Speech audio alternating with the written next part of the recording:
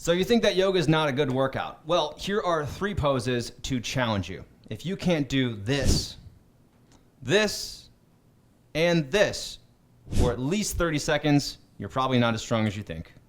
All right, guys, thanks for taking the challenge. Today, I've got Dave Moss Jr. here to do these yoga poses with me. So we're gonna be focusing on lower body focused postures to test not only your strength, but also your mobility. And one reason why this might be challenging is because if you do a lot of strength training, yes, you're doing reps, but you might not be doing that many isometrics. And this is where it's gonna get fun. So without too much longer, let's get into it. First pose we're gonna do is a chair pose. And this is a really good pose for lower body strength. It's really good for your glutes, your core, your ankles, just everything. So to do this, you're gonna start at wherever you want to on a mat. You don't need a mat, but we're on a mat, so there. Start with your feet, big toes are gonna touch. Oh. Yep, just like that. And then if you happen to, your groin gets in the way, if your testicles are getting in the way, you can rearrange. That's a thing. This is yoga for men, so we address that. Good stuff. If you want to, you can also, it also helps put a block between the thighs. Ooh. So spread your feet a little bit, enough so you can put a block between the thighs, just like that. Yep, and then it also adds a nice adductor engagement. That's so nice. Don't need a block, but felt useful to add. Then from here, what we're gonna do is you are going to bring your butt back and bring your knees forward simultaneously. So it's kind of like a really bad squat that you're getting into with your feet close together, your thighs together, or squeezing that block between the thighs.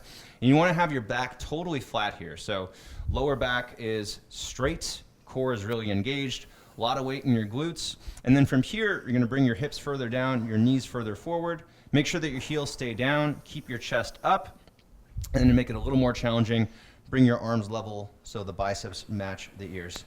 Yep, and so we're gonna stay here for about 30 seconds. And the challenge here is to get deeper and deeper into the pose while staying upright through the chest. And again, just 30 seconds here.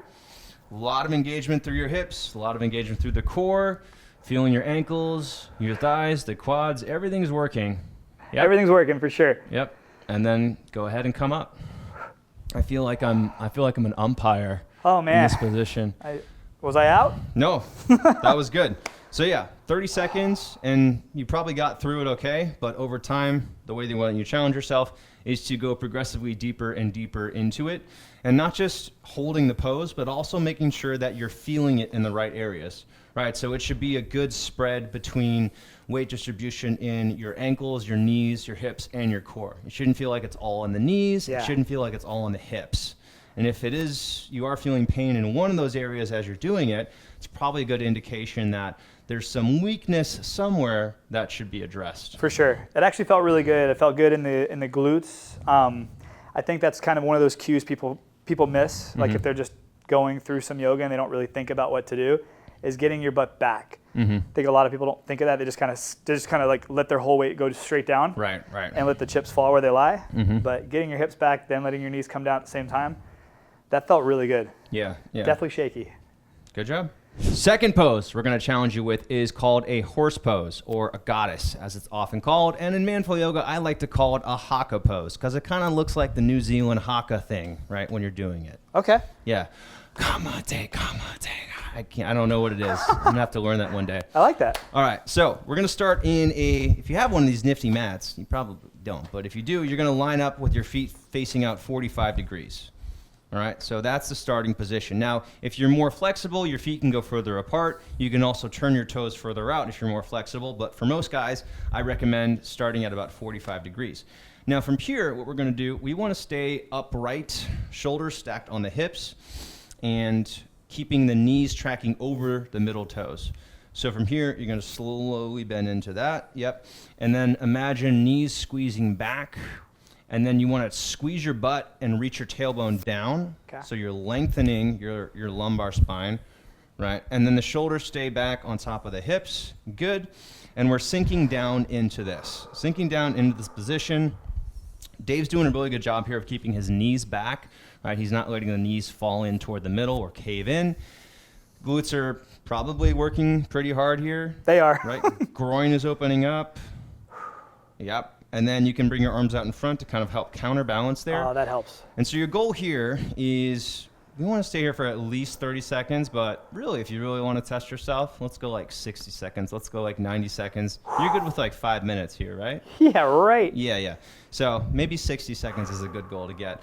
But this is a really good way to test your lower body endurance while also working on hip mobility. Most guys don't do enough hip mobility work, so this is good for your back. This is good for your knees.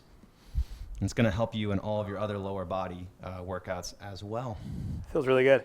All right. Can I come up now? You can come up. Yeah. Cool. That was good. Yeah. Nice job. Woo! Yeah. And so things that you want to be on the lookout for there is when you're going down into it, some people will kind of cave into the middle with the knees. They might also kind of come forward like this. So you're really working on lengthening your tailbone down, right? So really squeezing the glutes, really keeping the abs tight and keeping your shoulders stacked, knees squeezing back.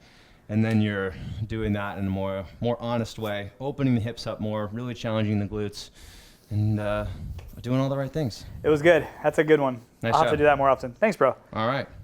Hey guys, 15-second break here. If you are in your 40s, your 50s, or your 60s, and longevity is your goal, I want to invite you to do our 30-day Manful Yoga Challenge. It's free. It's right here on the Manful Yoga YouTube channel. Go ahead and click the link below in the description and join me when this video is finished. Pose number 3 is the deep squat, and this is one that a lot of you guys are probably familiar with already, but it's a good one to test. It's a good one to be able to do on a regular basis.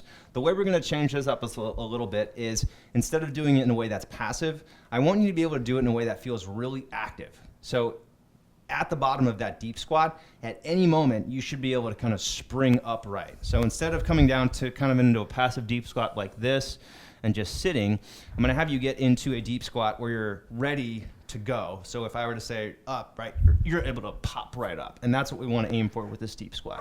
All right. All right, so depending on how you do your squats, maybe your feet face straight forward, maybe they turn out a little bit, feet about shoulder width distant. And then from there, sink into your squat, right? So knees come forward, butt comes back, chest stays up. So I want you, yep, so chest stays up.